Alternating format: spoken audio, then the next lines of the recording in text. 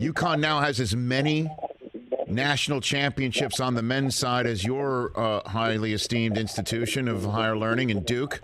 Also as many all-time wins as Indiana.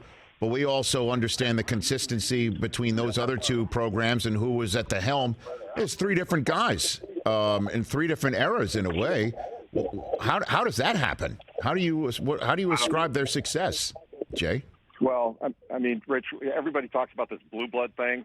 And to me, the blue blood discussion is kind of like talking about wealth. You know, the blue bloods in wealth are like the Vanderbilts and the Gettys and all that have the old money. And nobody says blue blood for Bill Gates or Mark Cuban or all this stuff. But, you know, the UConn, since 99, they've won 5 championships. And you mentioned 3 different coaches. They've been as successful as anybody. And the idea that they've been to the championship game 5 times, they've won them all, is absurd. And they've won as a favorite. They've won as a 4 seed. They've won as I think they were like a 7 seed one year and won the whole thing. It's just absurd how good they've been. But the 3-coach thing is the thing that fascinates me, because when Calhoun was there and the Big East broke up, the ACC was really looking at UConn. And one of the things I remember hearing from some ACC administrators were they were concerned that UConn might be a one-coach program, that when Calhoun left, it might not stay at that level. And not only did it stay there, you know, in a way, it's kind of elevated because it stayed there with all the changes we've seen in college sports. So pretty remarkable, and especially when you put the men's and women's together. You know, they've won like 16 championships there. I mean, that's the capital of basketball. And I guess the Hurley family can coach. This just in, right, Jay? I mean, yes, they know how to coach.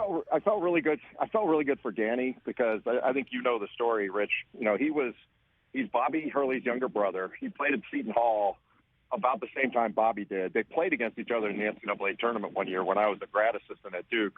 And I was sitting there worried about what this is, you know, how difficult it was on Bobby. It never occurred to me how difficult it was on Danny.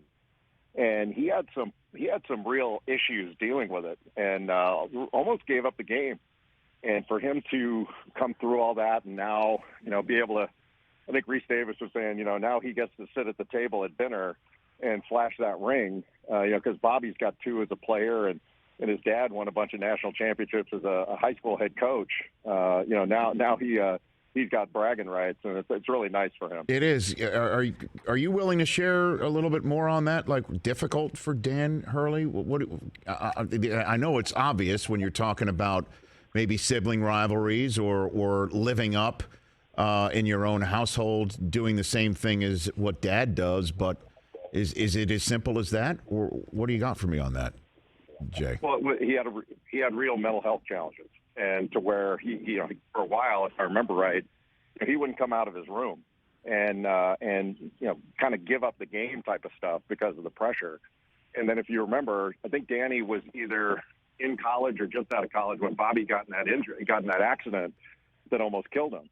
And he had some real issues with that, some guilt issues that you know, kind of it should have been me thing, which nobody should have to think about. Catch the Rich Eisen Show every single day on the Roku channel, 12 to 3 Eastern, for free.